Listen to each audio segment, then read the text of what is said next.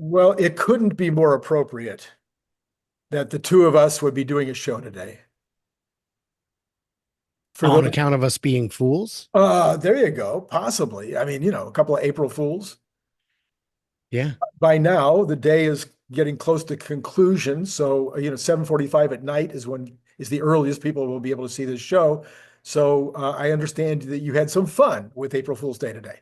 Rumor has it, and it's just a rumor, one, two, three, four, that I made 6 videos today, all themed for a little bit of tomfoolery, a little bit of fun, if you will. 6 of them. You were in one, of course. All the regulars were, and some less regulars as well. Oh, some less regulars. Yeah, everyone's been on before, but some of them only once or twice, Gotcha. and some of them not in a long time. Well, interesting. So you had some fun with April Fools. I I have did. never been any good at April Fools. Never been one of my things. Hmm. The only one I can even remember that I did to my kids was I did uh, push some salt into the toothpaste one time. Oh, that's terrible. No, for April Fools, I've always wanted to, just do the classic. Tell my kids they're adopted. When they ask who their parents are, I'll say, I don't know, they just paid the money this morning and they're on their way. So you'll get to meet them. I'd like to meet them too. So you've been adopted. Nice. Hmm. Did you ever do it? No, no, no. No. That's too cruel for my Too taste. cool. I Too don't do cool. the cruel jokes. I see. Well, all right. Let's see. We speaking of April Fools, I can't hardly even figure out how this tomfoolery is even happening. But for the second day in a row, we're having a very, very unusual market. And I was just kind of a little curious what you were thinking. The Tesla was up last time I checked, like $14 a share. Hmm. On the day before we're going to get the shipments. The shipment number is going to be a huge miss. Hmm. Why do you think? I mean, we had good China numbers today, but man, up 14 on the day before. Everybody's expecting this massive miss. What is that? I'm at a loss. All I can figure is that it must be short-term algo traders who are looking for movement and trying to capitalize on the movement, not the fundamentals. Yeah, Because the fundamentals say um, investors who pay attention might be trimming tomorrow when we see yeah, the right. numbers. Yeah. I'm not expecting a beat. I've got one of the highest numbers out there of I think 372, and Oh, I have no confidence in it. okay. If it comes in at 310, I will not be surprised. Wow. Wow. Um, but uh, I don't massage my numbers, so Right. sometimes I'm just wrong. And the Well, you're right. You're right in the middle of the compilation number. well Oh, the 77. Wall Street number, but those guys, that's No, no not company out.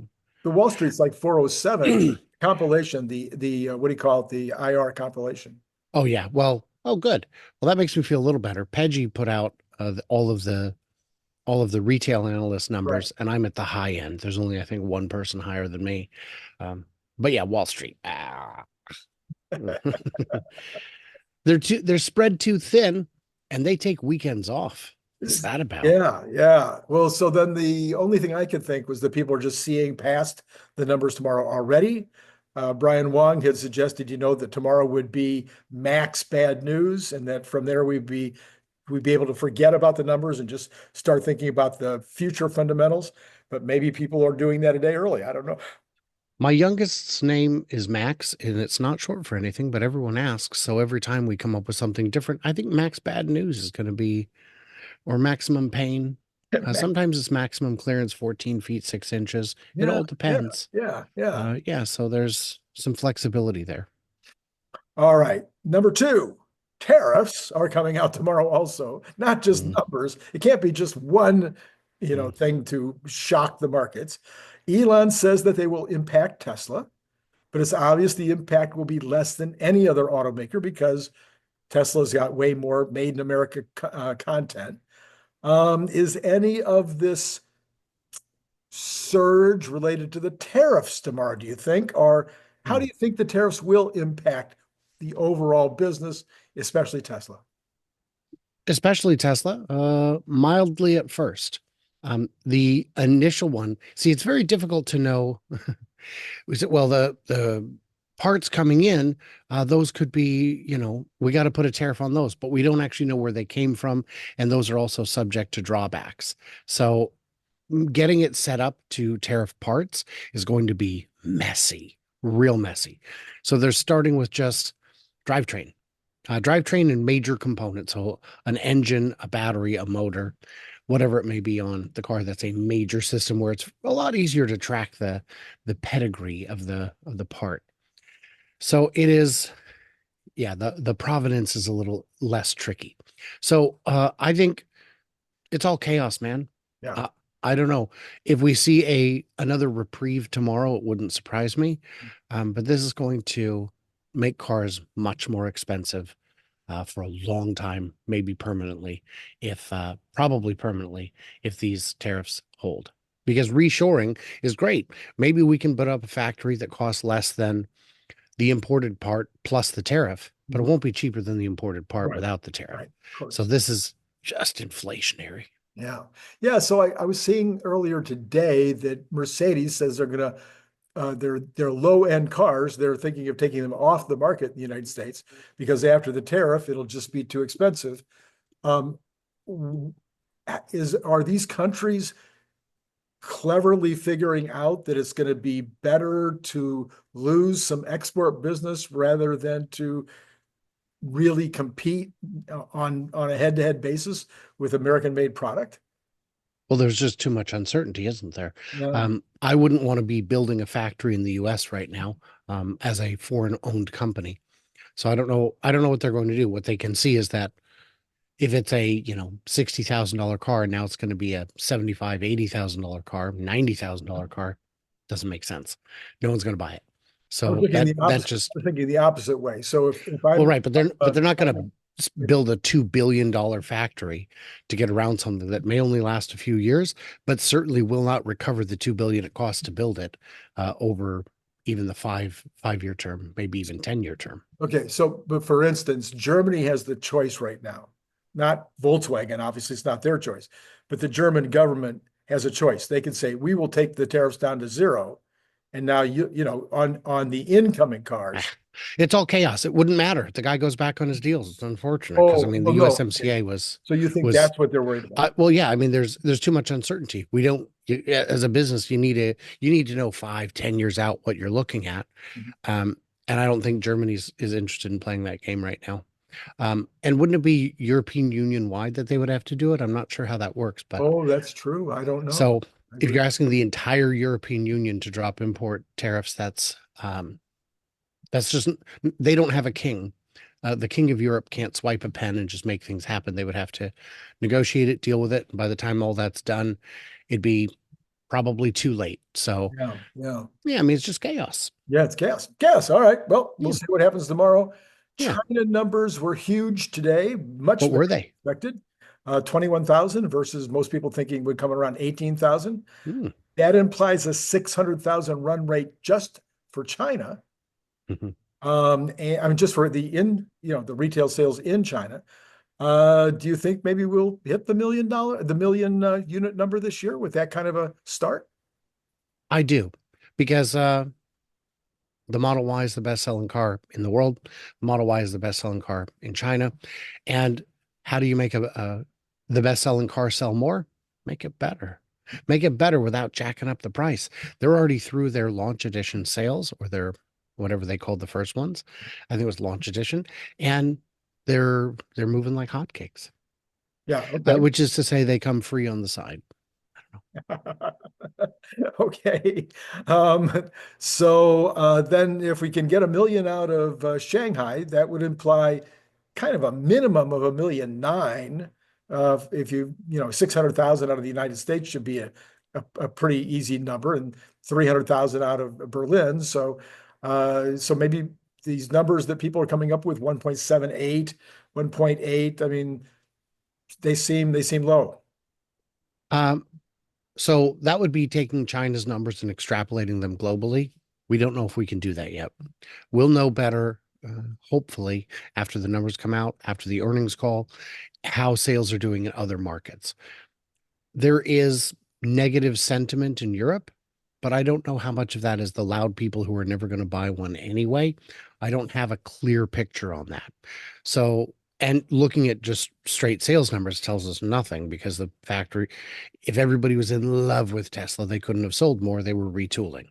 So I don't think we'll know until Q2 or 3. But also, you do have to figure that even if things go fantastically for demand, the factories, all 4 factories, were retooling their best selling product. Right. So The first it one. is that's going to have the biggest impact this year. Yeah, yeah. Could they have their best year ever? Yes. Will they? Probably not. Okay. Sawyer Merritt posted this today. He says Forbes contributor Brooke Crothers says, unfazed by protests, customers line up for new Model Y. At peak customer hours, I estimated there are more customers than protesters at the Tesla store in Universal City in Los Angeles area. Customers seem unfazed by the protest. I was in one of the lines waiting for a test drive of the new Model Y, but after an hour and a half, I gave up. In fact, Saturday was the busiest I've ever seen a Tesla store in Los Angeles this year. That includes past visits to stores in Canoga Park and Century City. So this is even in LA that we're getting solid numbers in the stores, regardless of the protests. Is that a good sign? The loudest people, the loudest 5% at either end of the spectrum, really believe that they speak for 50 to 80% across the middle. They do not. Look at how many people don't vote. This is the most important. I don't know if you know this, but this is the most important election of our lifetimes. Every election. Every election, yeah. Every election. I don't remember a time when I didn't hear that. This, guys, the fate of the world hinges. Does it? Most people don't care. Most people don't vote. And I would argue that 80% of buyers don't care. Now, those 80% of buyers who don't care might not buy a Cybertruck because it does attract a whole heap of attention. But a Model Y, a Model 3, those are just cars. As far as you can see driving down the road. If you were going to hate every Model Y out there, it'd be like playing slug bug in Mexico in the 80s. You'd die. It would not be good for you. So I like to ignore those people. The vast majority of times when I see someone out by the highway or by the intersection holding a sign, it doesn't have any impact on me. I don't even remember what the last bunch of signs I saw were about. Right. Probably people who really want so-and-so for comptroller. I don't know. Doesn't change it. And if I'm going to the store to buy something that I need, and people are standing outside with a sign that says, these people treat their employees badly, I go, good for you, man. Good for you standing up for yourself. I'm going to go buy my stuff. Right. And that's just, I mean, maybe that makes me insensitive, but I only have so much ability to care. Yeah. And I reserve that for my friends and family. Okay. So you do believe, because that was going to be one of my questions, you do believe this could have an impact on the Cybertruck. Mm-hmm. It's a little bit more of a look at me kind of product.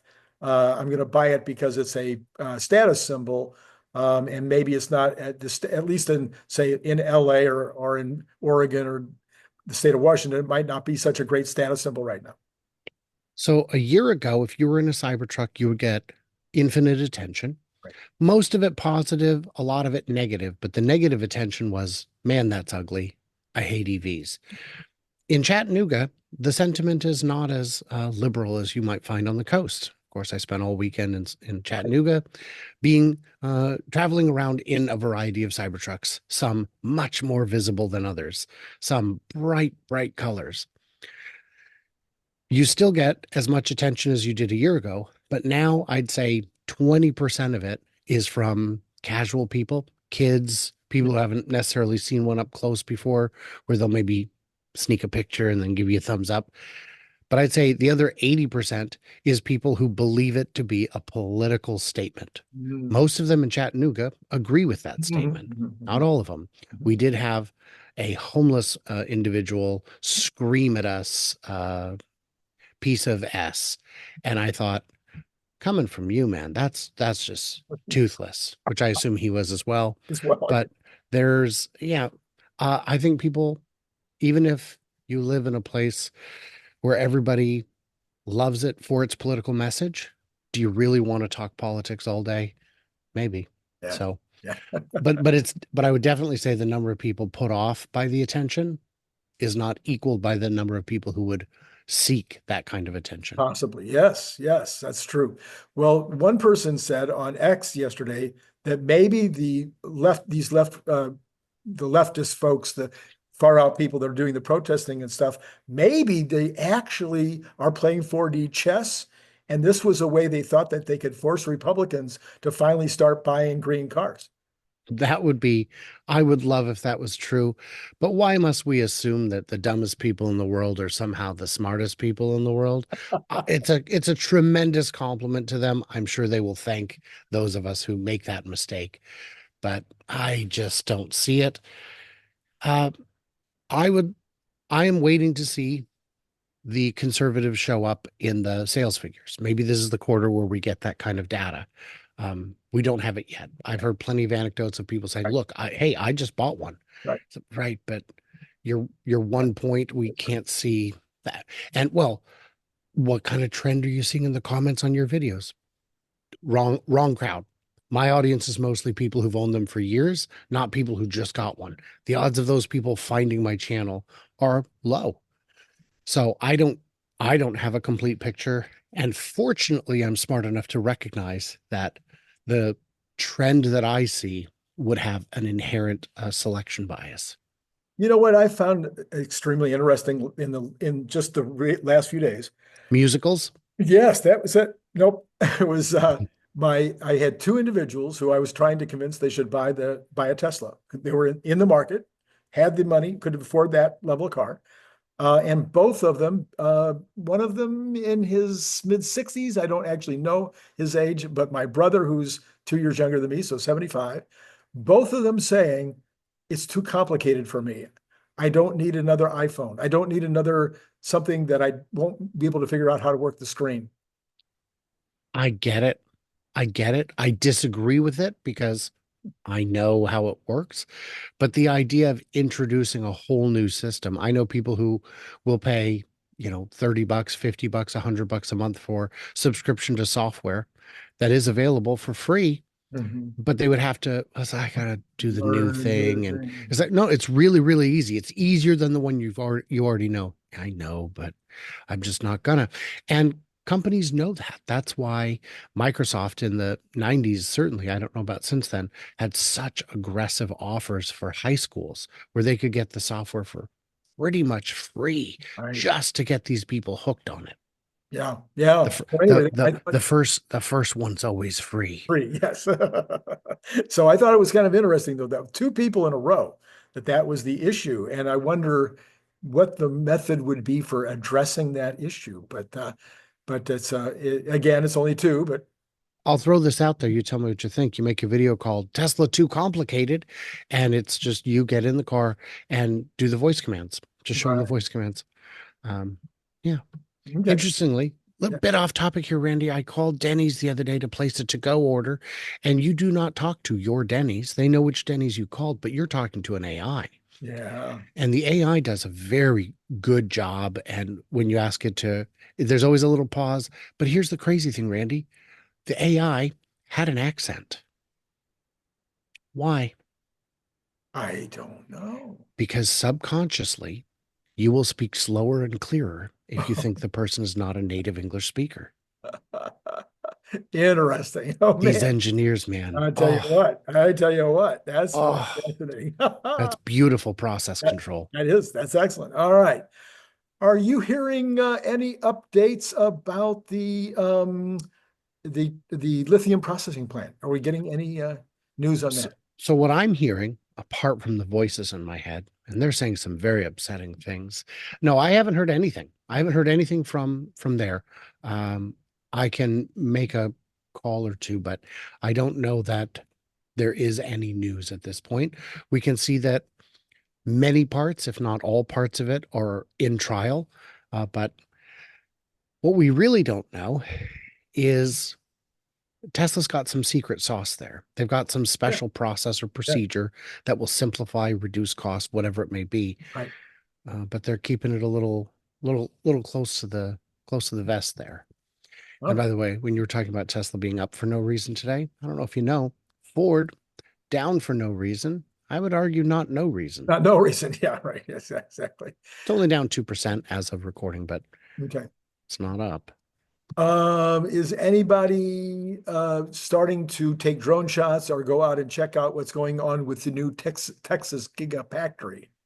No. And there are people who live in the area who plan to do it. So I am, but these factories move very quickly and there isn't much to see. Right. So it's, and I think this might be one of those ones where they are just using an established building, Right. which would mean there is nothing to see. It's all Unless you outside. get there when the equipment shows up, Yeah. you're not going to see something unless it's stored outside for a few days. Mhm. And we didn't see much footage. We saw almost no footage of Lathrop being built because there's nothing to see. Yeah, yeah. All right. Finally, today, Chattanooga. Mhm. You do anything fun? Did you meet anybody cool or did you learn anything new? Here's the thing about the Tesla community. The first segment we did at the last minute, they said, "Oh, Brian, hey, you and John Stringer from the Tesla owners of Silicon Valley are going to open the show with just the two of you doing a section about peace, love, and Tesla." And I said, "Great. What do we do?" She said, "Yeah, you'll figure it out." And I was like, "Yeah, I'll figure it out." So what we discussed was the community. What makes the cars different? I can list 100 things, but Sure. those aren't it. Those aren't the sauce. The sauce is you and me. The sauce is the people who come to the events. I've seen Mustang clubs, Camaro clubs, Corvette clubs, but I've never seen a community like the Tesla community. And I have more friends now than I ever have in my life. Wow. And Herbert and I were talking about this. We're having lunch. His wife was there, and she said, "Are they really your friends?" And I said, "Yes." And here's the definition: would I pick you up from the airport? Mm. And if the answer is yes, you're done. That's it. We have the answer. So these are people who would pick me up from the airport, and I would pick them up. I said, "How many of you have come to an event like this before?" And it was about a third. I Mm. said, "Yeah, I recognize a lot of you." And the thing that's crazy to some of these people, Rob Ford 37 on X was saying, he goes, "It's weird. I go to the event and I know all you people. I go to another event and I know all you people. And I go to the third event and it's like, 'Hey, Rob.'" And I'm like, "What?" He doesn't realize we're just people too. Just people. So it is a community. You are. It, I'm special. well, you don't go to events unless they're in your house, In Riverside. in Riverside, specifically within, no, but this is different. And so what did I got to meet some people I hadn't met in person before. No strangers there, really.